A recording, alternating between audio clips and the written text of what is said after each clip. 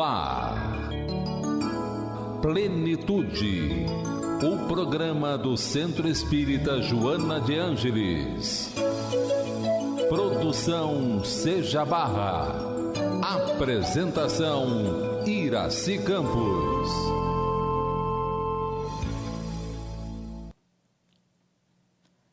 Olá, queridos amigos, nossos espectadores.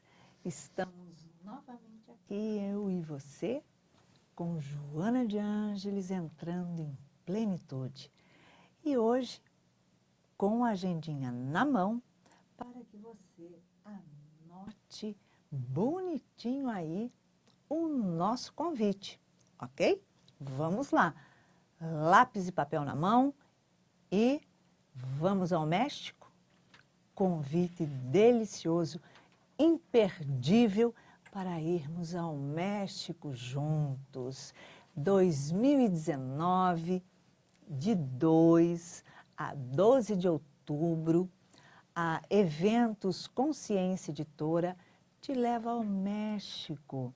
E nós estaremos juntos lá, num passeio maravilhoso, fazendo os passos, os caminhos de Juana Inês de la Cruz, que, quem não sabe, foi uma das encarnações de Joana de Ângeles, a nossa mentora querida e amorosa.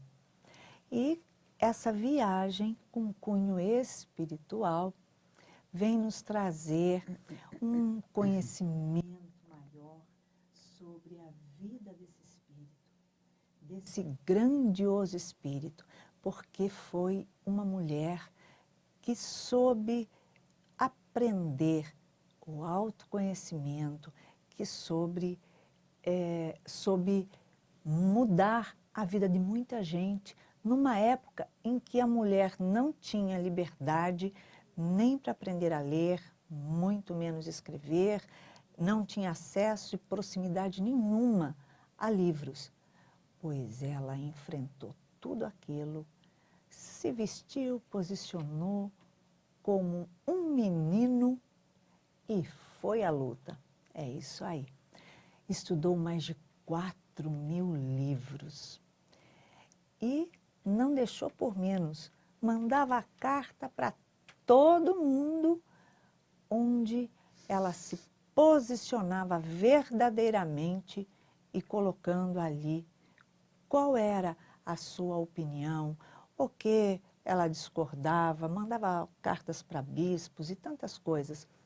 Fez uma história marcante no México e virou, claro, uma frente de moeda. O seu rosto é uma moeda, até hoje respeitadíssima naquele país. Então, nós iremos para o México conhecer a casa onde ela nasceu, lá na fazenda. Iremos nos 2 conventos que ela morou. O primeiro, que ela morou até certo tempo, e depois o segundo, que ela morou até o final da encarnação dela. Iremos a museus, também faremos outros vários passeios, e tudo isso está incluído no pacote. Esse pacote dá direito ao hotel 4 estrelas e também a entrada desses museus, a todos os ingressos. E nós temos uma outra forma de estudar um pouquinho mais. Olha só, nós vamos ao 9º Congresso Espírita Mundial. Olha que delícia, vai ser no México. Olha só, muito bom.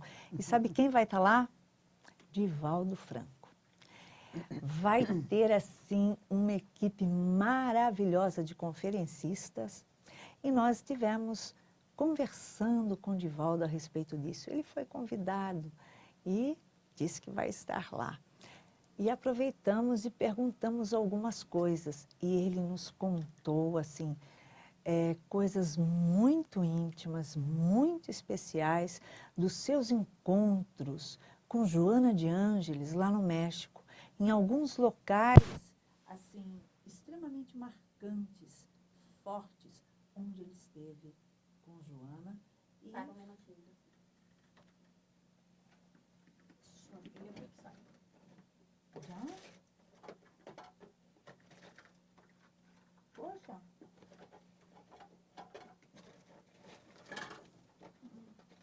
Nem fiz nada. É que já devia estar fraco, né? Na hora que ela colocou a mão, você apertou um. Vamos ver se é só isso.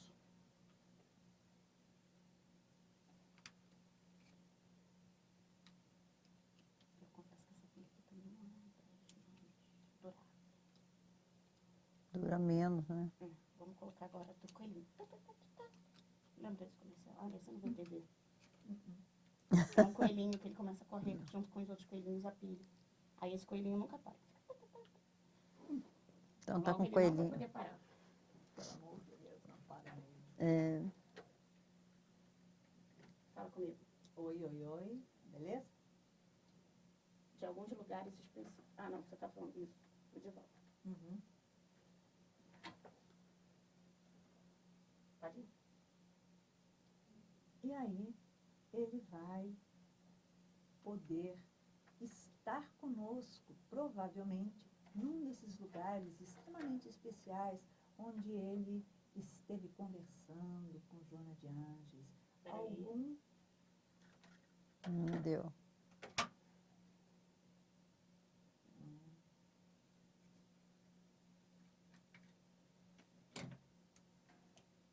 Descarregou as duas. Ó, eu, hein? energia poderosa. Melhor tomar água. Toma água. Diluir um pouquinho a energia. Jojo, presta atenção, toma conta aqui. É. Muita gravação Sempre hoje. carregado. Vamos lá.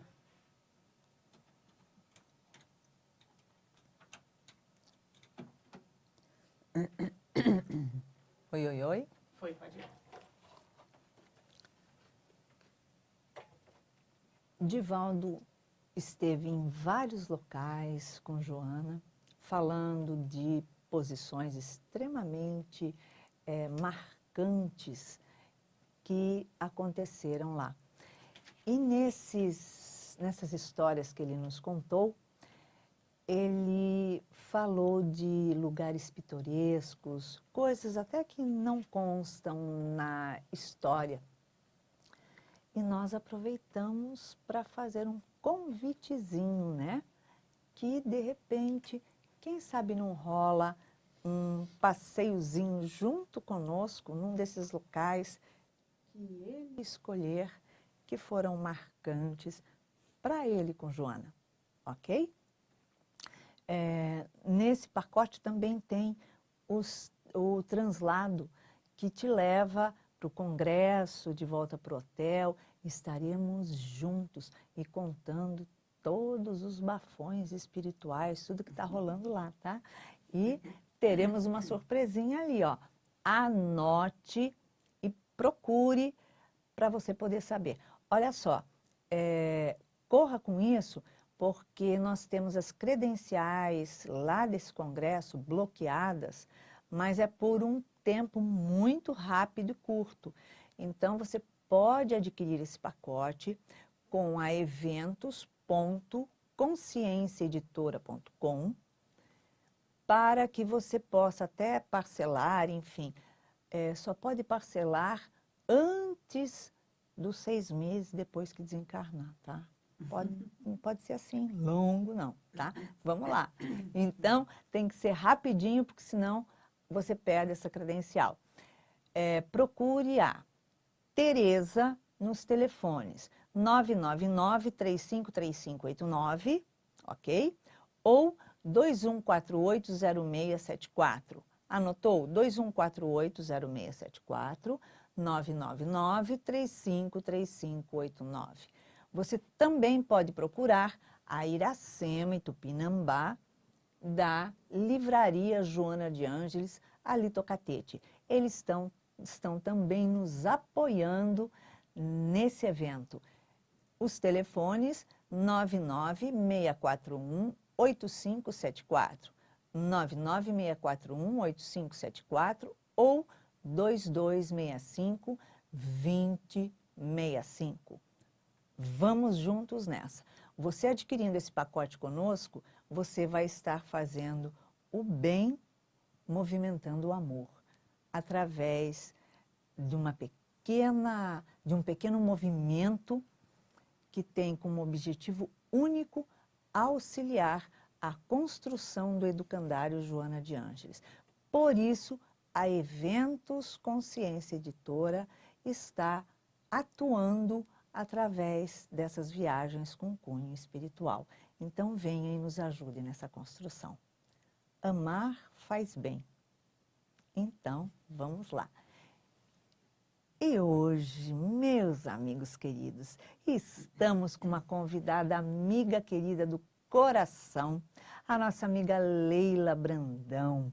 E falando de um assunto que provoca um furdúncio dentro de casa, que é para falar sobre família. Será que a distância entre os familiares provoca uma relação mais conflituosa ou não? Será que gera mais estabilidade nas emoções, a distância entre todos, ou a proximidade dá mais união? E aí, Leila, seja bem-vinda ao Plenitude, minha querida. Tudo bem com você? Tudo bem, Iraci. É um prazer muito grande, uma alegria poder servir a causa do Cristo, né? Com Nós certeza. sabemos hoje que a família, a célula máter da sociedade, precisa de ajuda. Muito. Né? Desde de Sócrates, Confúcio, que eles divulgavam que a família precisa estar curada, porque a sociedade doente é resultado de uma família doente. Então, a gente tem que conversar muito sobre isso mesmo, são muitas coisas que interferem no crescimento da família. Exato. Eu achei muito interessante esse tema de você dizer sobre a distância, né? Se a distância entre os membros é melhor ou pior. Porque eu te amo muito, mas você lá e eu aqui. Eu aqui, Porque hoje em dia, nesse mundo moderno, está assim, as pessoas estão achando mais confortável viver separados e se reunirem de vez em quando, do que ficar naquela convivência letal, naquela convivência danosa, né? Então, mas isso daí depende. Existem muitas coisas, muitos fatos que é bom a gente considerar. Porque se a criança é pequena, ela precisa de pai e mãe. É o ideal. Né? Com certeza, com O ideal certeza. é ter pai e ter mãe. Se não é possível, um deles vai ter que fazer o papel dos dois, como ocorre na vida moderna. Então, a gente precisa saber em que idade seus filhos se encontram, porque aquela base, né, a educação infantil, ela é fundamental na estrutura psíquica da criança. Exatamente. E eu me lembro, quando meus filhos eram pequenos, meu marido viajava muito também, como mulher de executivo. Até escrevi um livro que eu não consegui publicar, porque tive receio, que eu fiz uma entrevista, vou dizer por que eu tive receio. Eu fiz uma entrevista com 105 mulheres de executivos. Puxa! E fiz a elas 50 perguntas a respeito dessa vida no lar, com o marido tão ausente, viajando muito e trabalhando muito, e como que a mulher se sentia, ela também precisando ser profissional, ou seja, precisando se realizar na sua profissão, e ao mesmo tempo sentindo uma culpa enorme, porque deixar os filhos sem pai é uma coisa, agora sem pai e mãe é outra, né? Muitas pediam ajuda da mãe, ou seja, da sogra, do marido, mas a mãe que está sempre presente. Então, assim, foi muito interessante. Eu tive receio porque eram muitas informações assim que doía. E o mundo já mudou muito. Hoje em dia, você tem muita participação do marido. Você pode, eu vejo o jovem casal, eles já compartilham tudo. E o marido já incentiva a esposa até se realizar profissionalmente Com também. certeza. É. Mas naquela época, na nossa geração, não era bem assim. A mulher tinha que se desdobrar, uma coisa horrorosa, porque ela não tinha esse apoio. A mulher, naquela visão machista antiga, a mulher tinha que ser a mãe dos filhos, a empresária da casa, trabalhar fora, e o mais importante era a casa, não era a sua profissão. Por isso eu falei, não, deixa quieto que o mundo já mudou e o livro talvez esteja superado, mas os conflitos nunca são superados, são os mesmos, né? Mudam as pessoas, os endereços, mas os conflitos são os mesmos. Os conflitos são os mesmos. Então, a criança de 0 a 7 anos, que é onde se estrutura a personalidade, se não pode ter o conforto do pai e da mãe, que pelo menos não fale mal um do outro. Porque você criar seu filho com raiva porque seu marido não está perto, ou passar toda essa raiva que você sente da ausência do marido para a criança, isso não é positivo. Assim como não é positivo você estar lidando com a criança, muitas vezes a gente já falou sobre isso, e ausente, totalmente ausente, porque fisicamente você pode estar ali tomando conta, mas a sua alma, o seu coração está ausente, está lá fora nas suas preocupações diárias, no seu nervosismo de não dar conta de tudo, né? Então eu falava assim para os meus filhos, que eu sempre trabalhei fora também, eu falava, o momento que você estiver com seu filho é com ele, é olho no olho, nem que seja uma horinha só que você tenha por dia, mas essa horinha tem que ser intensa, não pode ser com a televisão ligada, vendo novela, não pode ser lendo um livro junto e agora nem atendendo o celular. Porque claro aí você não está com ele, né, Iraci? Exatamente, não dá, né? Não dá. Leila, qual é a contribuição que a doutrina espírita trouxe para a ideia de família espiritual e família física? Como diferenciar isso? É lindo isso, né, Iraci? O Espiritismo trouxe uma contribuição muito grande ao demonstrar que nós nos reunimos em família, não por acaso, mas com uma intenção de resgatar aquele amor que não foi construído no passado. Sim. Então, normalmente a gente vê que os nossos piores adversários estão dentro da nossa família. É aquele filho problema, é aquele marido irracível, é aquela mulher extremamente ciumenta, é aquele filho problema. Então, todos esses reencontros são marcados pela dor mesmo, pelas cobranças, né? As cobranças são muito grandes. Então, o Espiritismo, ao clarear isso para a gente, faz com que a gente entenda a necessidade do perdão, a necessidade da tolerância, a necessidade da compreensão, porque compreender é você se colocar no lugar do outro, como diz os Espíritos. Será que eu gostaria de sofrer essa palavra que ele está me dizendo? Será que eu gostaria de ouvir isso? E a gente vê muito maltrato hoje em dia, então a mídia está assim, mostrando feminicídio, uma palavra que é nova, né? Sempre aconteceu, mas essa palavra é nova, é assim uma intolerância muito grande entre os casais e partindo para essa violência que é a agressividade até a morte, né? O espancamento até a morte. Então, meus irmãos, a gente está necessitando falar muito da família. A família mudou, hoje os tempos são outros, né?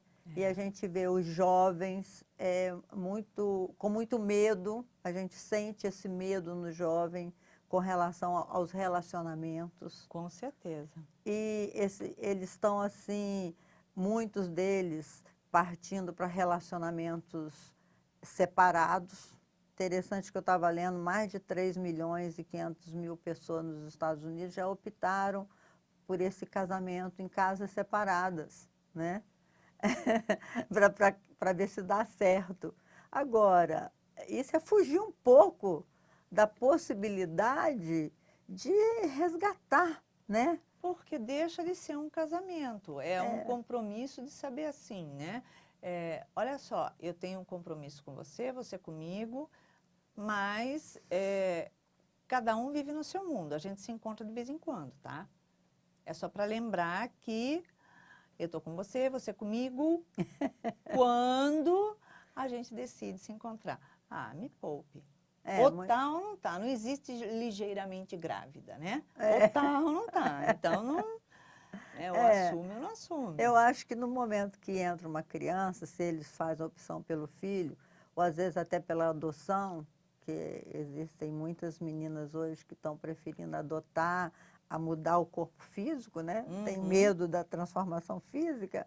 Tudo bem, como tem muita criança abandonada no mundo, é uma opção até admirável, né? Mas a criança precisa dessa convivência, ainda que tumultuada, porque às vezes a gente briga, fala coisas, mas isso aí é uma forma de amor também. É você trabalhando as suas arestas, porque o outro é seu espelho. Com certeza. Então, você vê no outro as dificuldades que ele tem, são as suas também. Exato. E cada um traz do seu núcleo familiar, traz as suas crenças, né? As suas crenças arraigadas. Então, tudo isso precisa ser trabalhado mesmo. E as pessoas estão se acovardando, falando, não, eu não tolero isso, eu mereço ser feliz. Aí essa questão, todos nós merecemos ser felizes. Com certeza. E a felicidade não depende do outro. Aí que está a diferença, que os espíritos dizem, a felicidade é de foro íntimo. Com certeza. Você pode estar atravessando 1000 problemas e fez opção pela felicidade. O que seria a felicidade, então, nessas condições? Seria saber para onde você vai, ter certeza do que você quer, né? Com certeza. Leila, há uma relação de resgate e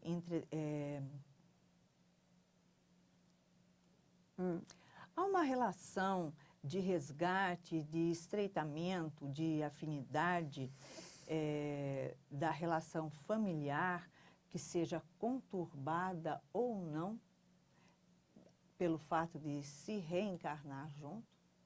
É claro, hoje em dia as pessoas dizem assim, o familiar você não escolhe, o amigo você escolhe. Você já viu essa frase? Dizendo assim, você é amigo de fulano porque você escolheu. Os familiares, nem sempre você será amiga porque você não escolheu. Mas isso é um engano, meu irmão. Você escolheu sim. Você escolheu tudo muito bem escolhidinho a dedo. Ninguém vem em família por acaso. Isso que é tão esclarecedor e ao mesmo tempo tão aterrorizador. Porque às vezes vem aquela pessoa para a sua família que você desejaria tê-la bem longe, o mais longe possível, né? De tanto tormento que a criatura te causa. Eu tenho, assim, exemplo dentro da minha própria família, na família dos amigos, mas não vem à toa. É uma questão de aprendizado. A pessoa está no seu caminho porque ela necessita estar e você necessita que ela esteja. Eu falo isso para mim mesma. Quando eu fico assim, arrepiada, vamos dizer, com as diferenças individuais e o quanto aquelas diferenças me agridem, eu digo para mim mesma, Leila, não adianta estudar e na prática querer correr. Não é? Não adianta. Você sabe que não é o acaso, não tem como você tirar esse espinho da sua roseira. Exatamente. Aguenta ela aí um pouquinho, né? E as coisas vão melhorar. Mas não é fácil, Iraci, não é fácil. Paciência mesmo. Tem que ter muita paciência. E existem famílias muito provacionais. É claro que nós estamos no mundo de expiações e provas, e a grande maioria das famílias são realmente provacionais. Porque, olha só, entre essas dificuldades de relações familiares está a questão das heranças comportamentais, né, de outras existências. Como que a gente pode conciliar essas questões dessas arestas? Não é fácil não, meus irmãos, não é não, Iraci, porque as crenças são muito arraigadas, né? Quando você pensa, você examinando você mesmo, Quando você pensa que você mudou, no menor estímulo, você cai nas mesmas reações. É impressionante como a mudança é lenta no ser humano. E isso é o grande desafio da vida, é conviver com essas diferenças individuais e conviver com o sentimento do perdão. O perdão é fundamental. Tem 3 palavras que eu elegi para o casamento. Uma é o perdão, a outra é a misericórdia, né? A misericórdia, a compaixão, e a outra é negociação. Você tem que negociar, conversar, se comunicar com a pessoa. A comunicação é uma coisa muito difícil, porque às vezes você está falando ABC, a pessoa está entendendo A linha, B linha, C linha. Ela não está entendendo, ela não está entendendo o que você está falando. É verdade. Porque para ela entender, ela tem que ter um conceito parecido com o seu. É, E o conceito é diferente. completamente. Então, a comunicação fica truncada. Esse é o grande lance da negociação. É você perguntar, você entendeu o que eu falei? Até com os filhos. Meu filho, por favor, repita o que a mamãe te pediu. Só para eu saber se você entendeu o que eu estou falando. Na maioria das vezes não está. As pessoas não ouvem. É seletivo, né? As pessoas ouvem com a própria emoção. Isso é todo mundo. Você ouve o que você é capaz de aceitar. Exatamente. Não é? A gente sabe que muitos familiares passam muito tempo assim, super distantes. E quando chega na época do Natal, como aconteceu recentemente, todo mundo se aproxima. E aí, ou acontece uma união super bacana, todo mundo se curte bastante. Desculpa, faz pra mim de novo. Ou acontece. Ou acontece uma união super bacana, gostosa, todo mundo se curte muito e deixa a saudade para o resto do ano. Ou dá aquele furdúncio que, nossa, porque o pessoal não se entende, dá aquelas alfinetadas, aproveita para, né, fazer as provocações, para querer acertar o passo do Natal anterior, de uma outra conversa por telefone que houve, aqueles desajustes, desafios, desentendimentos. E acontecem inúmeras discussões, desentendimentos durante o Natal. A distância, você acha que tende a amenizar isso para uma próxima reconciliação? Antes do Natal, abafar um pouquinho, amenizar, ou tende a Inflamar. A cristalizar mais ainda esse desentendimento, essas rusgas que existem entre as pessoas na própria família? É verdade, Iraci. Muitas famílias se reúnem e com muita saudade, curte, troca uma energia poderosa, embora tenha um ou outro, se a família é muito grande, tenha um ou outro tal patinho feio, que sempre incomoda e fica sempre se tornando uma vítima daquilo tudo, se afasta da família, mas isso tudo é uma forma de amor. É difícil a gente entender como que as pessoas amam com tanta dificuldade. Isso é aquele amor adoecido que Manuel Filomeno de Miranda fala, que o amor adoecido vira ódio. Eles não são indiferentes uns dos outros, porque o contrário do amor, segundo Joana de Ângeles mesmo, é a indiferença. Quando você fica indiferente, vai reunir a família? Não vou não, estou a fim de ver ninguém, né? Não, mas aquele outro que vai para implicar, para brigar, para discutir. Eu me lembro quando eu era jovenzinha, adolescente, toda idealista e tal, meu irmão também, como a gente brigava, a ponto do meu pai chegar e falava assim, parou, mas brigava assim na discussão, parou, chega, você é uma burra, minha filha, você é o burro, meu filho. Ele falava assim, e a gente depois ria de tudo, mas era só reunir que a gente começava a discussão. Mas era uma forma amorosa, a gente ama com dificuldade, a gente ama com cobrança, a gente ama com conflito.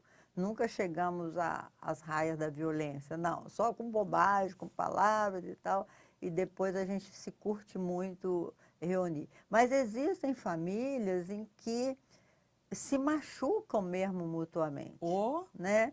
Inclusive, quando você vê filhos brigando, os pais sofrem muito, não entendo por quê, criei todo mundo unido, a gente fazia o culto no lar, todo mundo participava, a gente era muito religioso, todo mundo rezava Ave Maria, Pai Nosso juntos, e agora estão nessa brigaiada, mas faz parte do crescimento humano. Então a gente não deve se afligir com isso, não deve se sentir magoado, que é muito difícil você não se magoar, né? Normalmente a gente é muito melindrado, nós seres humanos somos melindrados. As mágoas As mágoas, com aquela acontece mágoa muito nas profunda, famílias, né? muito, acontece muito. Mas, meus irmãos, estou falando para vocês, não se magoem, superem isso, tenha compaixão, misericórdia, porque as pessoas estão em estágio evolutivo diferente. Para uns, a gente sempre fala isso, o pai e a mãe tentam tratar com igualdade a todos, mas não consegue, porque cada filho tem um tipo de desafio que a mãe, ao perceber, ela quer conduzir de forma diferente, mas ela não consegue, porque o espírito é reencarnacionista, ou seja, ele veio de outras eras, né? É exatamente isso. É bom até você tocar nisso, porque os pais e mães, geralmente eles dizem que amam igualmente os seus filhos. E a gente sabe que não, é impossível, né? É impossível. Porque nós sabemos que a relação, em realidade, é de espírito a espírito, né? E isso é pautado sempre na lei da afinidade, nunca de igualdade, não tem como. A gente sabe que a mãe é um sentimento muito poderoso, o sentimento materno. Eu imaginava que toda mulher, toda mãe tinha sentimento materno. Não, nem todas têm. Mas as que têm o sentimento materno é um sentimento muito forte. Ela é capaz de amar um bandido, um criminoso, uma pessoa que só lhe fez mal a vida toda, ela ama e perdoa. Porque o amor é assim, o amor materno. Porque como a lei de afinidade é de espírito a espírito, então eu acho que explica bem dessa forma. Se a gente tem vários filhos, não adianta a gente falar, olha, eu amo igualmente a todos. Não é verdade. Por quê? Porque a cada um nós temos um amor especial direcionado a ele. E é único. Então, muitas vezes, eu passei por isso, né? A gente vê mães que desencarnam um filho. E aí, as pessoas querendo consolar chegam e dizem assim, né? Mas olha só, não sofra por isso. Você tem outros filhos aqui, você tem mais 2, 3, sei lá quantos, Imagina, né? Não sofre por isso, os outros estão aqui. Mas nenhum filho ocupa o lugar do outro. É verdade. Porque o amor de cada um é individual, é espírito a espírito. É especial. E depois também, toda mãe que me ouve sabe disso. Quando você vê um filho mais sofredor, né, que o espírito, a alma já traz as suas tendências, mais pessimista por ele mesmo, você tenta amparar aquele filho de uma forma. E muitas vezes não é benéfico quando você tenta privilegiar um, porque você vê que ele necessita mais do seu amor, e o outro que você acha que não precisa, que ele já ele é mais otimista, mais empreendedor, mais já é do espírito dele, a mãe fica privilegiando o outro, e esse aqui, né, fica se sentindo menos amado. Mas não é isso. Então, por isso que é muito difícil julgar uma mãe. Porque uma mãe e um pai. Porque é o que você disse. Você pega essa tarefa de reencontro com esses espíritos e você sabe, pela doutrina espírita, graças a Deus nós sabemos isso, né? Que cada um traz a sua bagagem especial. Então, cada um é singular. Então, se você trata todo mundo de maneira igual, você não está sendo sábia. Mas também, se você diferencia demais a ponto de proteger muito que você sabe que necessita de mais amparo e mais proteção, você também não está sendo sábia.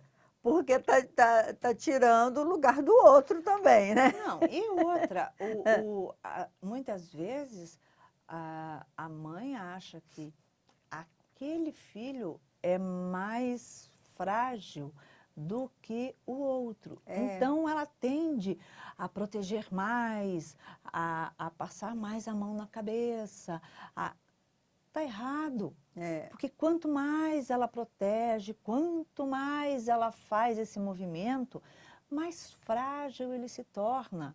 Ao contrário, não prepara ele para saber ouvir um não, para lidar com a negatividade, para lidar com a dificuldade. Então, ele vai continuando frágil, ele não amadurece, ele não se prepara para a vida. Você lembra da vida do rei Charles? Que coisa bonita, o menino ficou cego, e como a mãe dava duro nele, né? Não fazia as coisas para ele e nem tratava-o com piedade, assim, com pena. Sim, sim. Porque ela sabia que se, na hora que ela faltasse, ninguém ia fazer isso por ele. Com certeza. Ele tinha que se virar realmente. Então, aquilo foi uma lição de vida também para mim, porque a tendência das mães, das supermães que a gente quer ser, né, é proteger o filho, botar tudo debaixo da asa, assim, igual os pintinhos. Falar, ai, mas esse daqui eu sei que precisa mais de mim.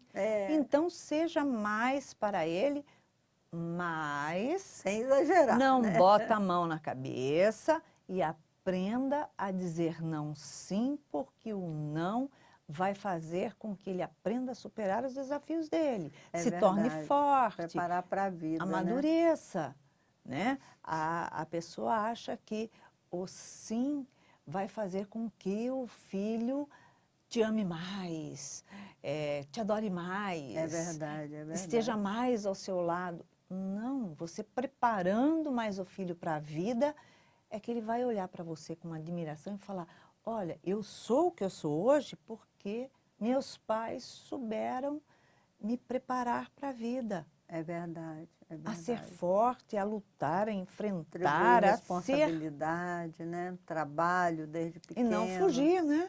E não ser omissa, né?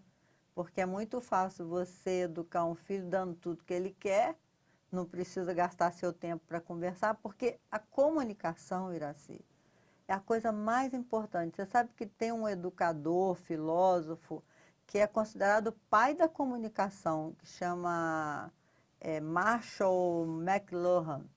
O nome dele é Herbert Marshall.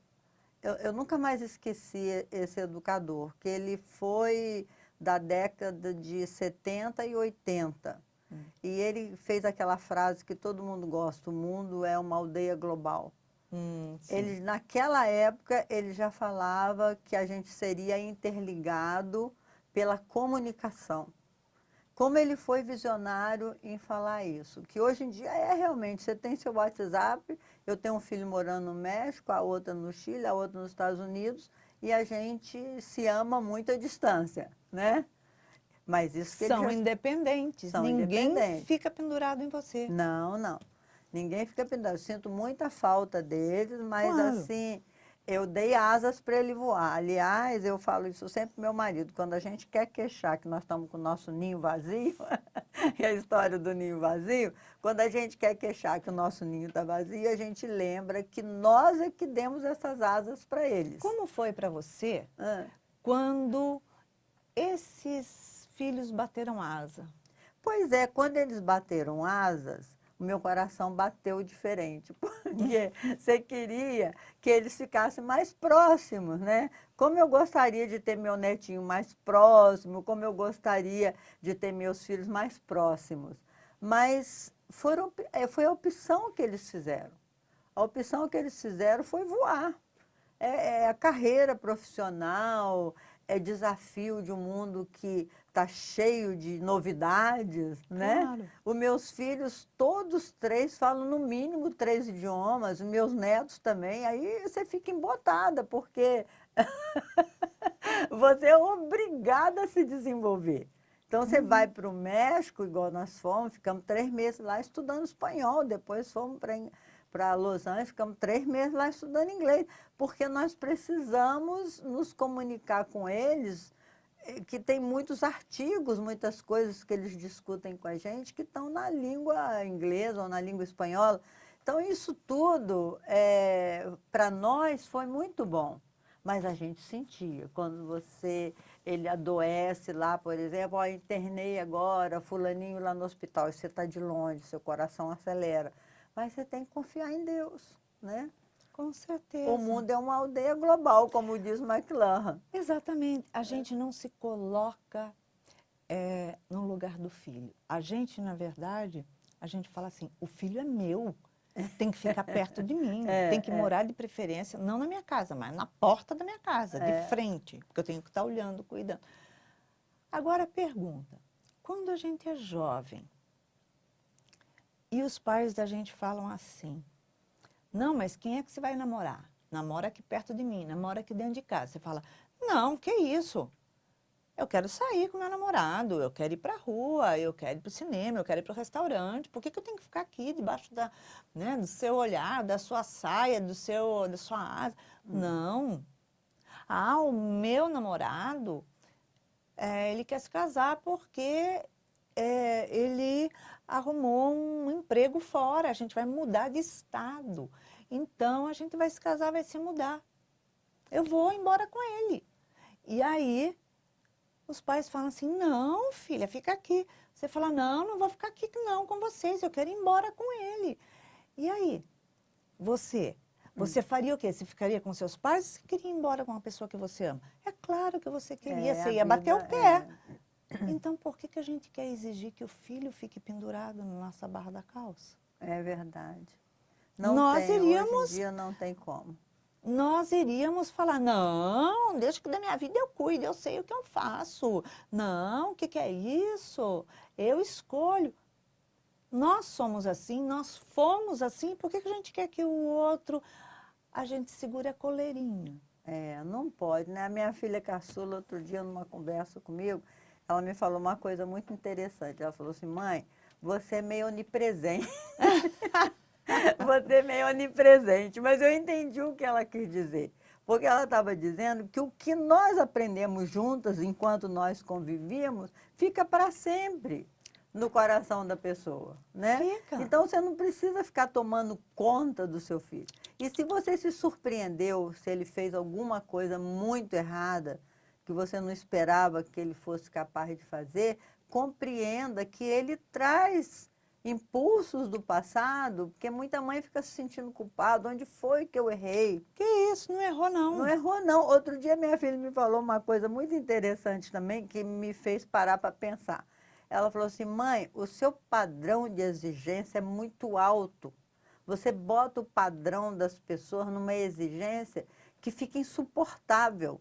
Às vezes a gente tem que fazer algumas coisas que você não pode saber, porque senão... Eu falei, oh, mas nem tudo eu quero saber mesmo. Não. Eu falo assim, olha Quem falou só, que eu quero saber? você faz o que você quer. Ué. A minha opinião a respeito disso é essa, mas nem por isso você precisa fazer o que eu acho. Faça o que Claro. você acha. Agora, se você não quiser que eu dê minha opinião, eu guardo, mas que eu vou me corroer para dar opinião, eu vou. Eu dou opinião. Aí ela fala assim para mim, mas o seu padrão é muito alto. Eu falei, minha filha, mas a gente tem que ter padrão alto. O meu padrão é a perfeição. Eu quero. Eu só não vou conseguir numa vida só, mas eu quero. Se isso for muito alto, eu compreendo que eu ainda estou muito distante da minha meta, mas é isso que eu quero. Mas eu não exijo de ninguém isso.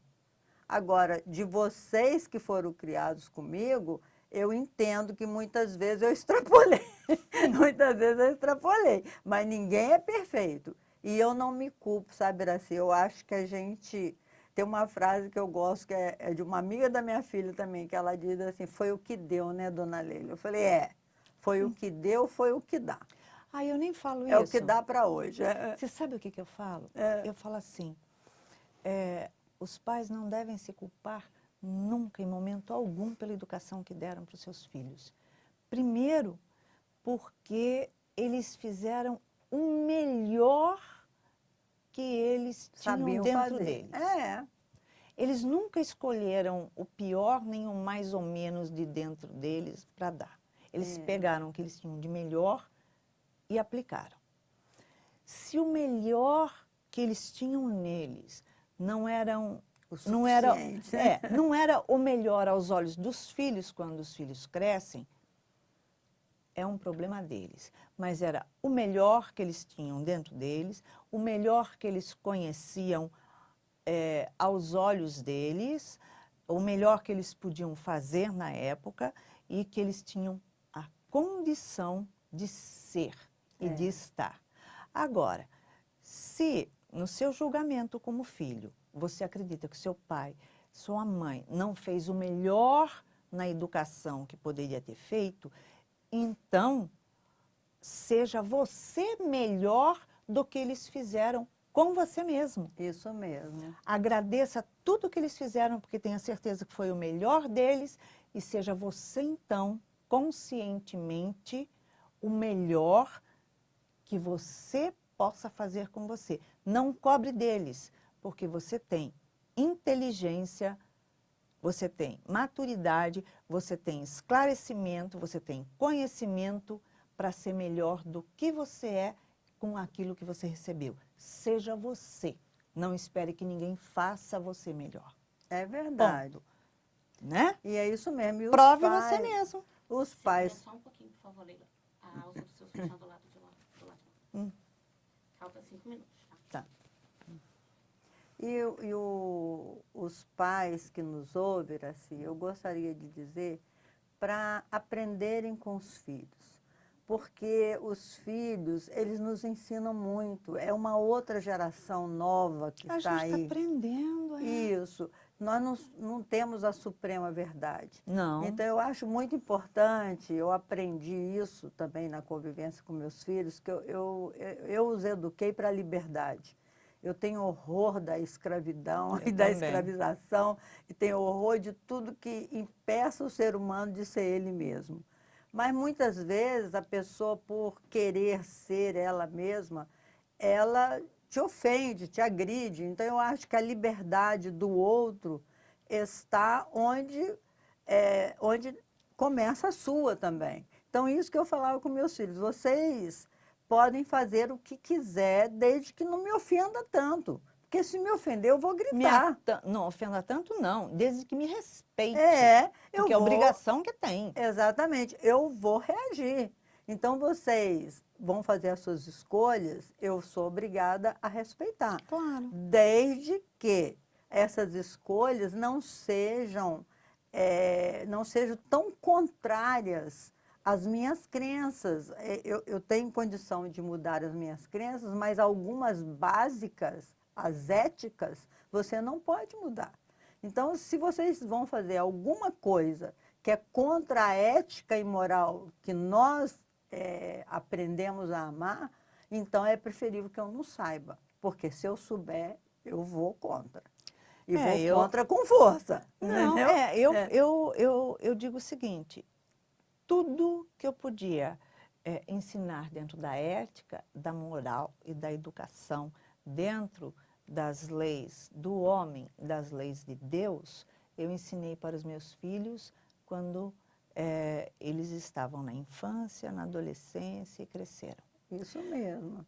Eles fazem, praticam e acolhem aquilo se quiserem. Se quiserem agir completamente inverso, vão agir. A responsabilidade é deles. Isso Eu mesmo. não serei conivente. Ponto. Jamais serei a favor se não é, da minha índole e se não é aquilo que eu tenho como postura correta e moral. Agora, a responsabilidade da escolha e do caminho é deles. É E verdade. eles vão responder. Jamais eu vou dizer onde foi que eu errei. Não, eu não errei. A escolha é do filho. Isso Então, mesmo. portanto, dali para lá, ele vai responder. É dele. Não tenho nada a ver com isso. Por quê? Porque todos os princípios eu dei. Tanto que eu falo assim para os meus filhos. Às vezes eu falo, olha só, não foi isso que eu te ensinei. Eu falo assim, ô Cristiane, olha só, não foi isso que eu te ensinei, não. Você deve ter sido trocada na maternidade, você não é minha filha, não. Eu falo isso para ela. Ela fala, mãe, eu falo, você foi trocada na maternidade, não é minha filha, não. Não pode ser. Ah, Mas a escolha é dela. é, Então, se ela tem outros conceitos, porque ela estudou outras coisas, ela leu outras coisas, e ela fez outras opções diferentes das minhas, problema dela, escolha isso dela. mesmo. Mas ela não precisa ter a mesma que eu. Não tenho que ser conivente a ela e nem ela a mim. Claro, Né? é que a gente fala, Então, não vou deixar de te amar por isso. De jeito nenhum. Né? Amo ela, mas ela tem as escolhas dela e eu a minha. E os meus seja filhos, responsável a pelos mesma seus coisa. atos, né? Exatamente, é isso aí. E chegamos ao final de mais um Plenitude. E, como mães, estamos sempre em plenitude, né? Sempre Porque mãe pode plenitude. tudo e a rainha do lar sempre. Eu falo isso.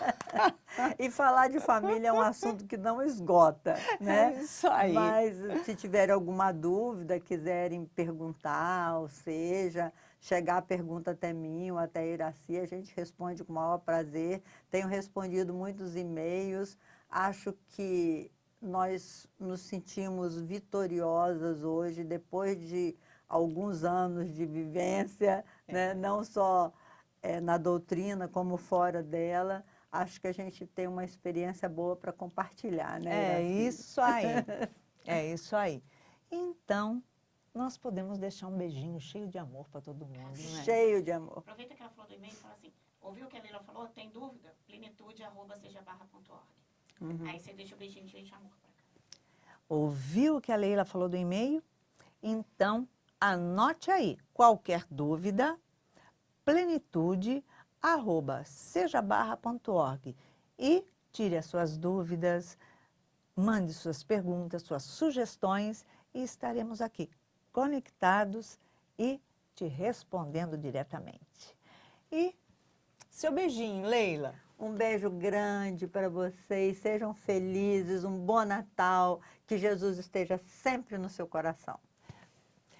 E aqui deixamos para você uma semana de muito amor, muita alegria e o nosso beijinho cor-de-rosa.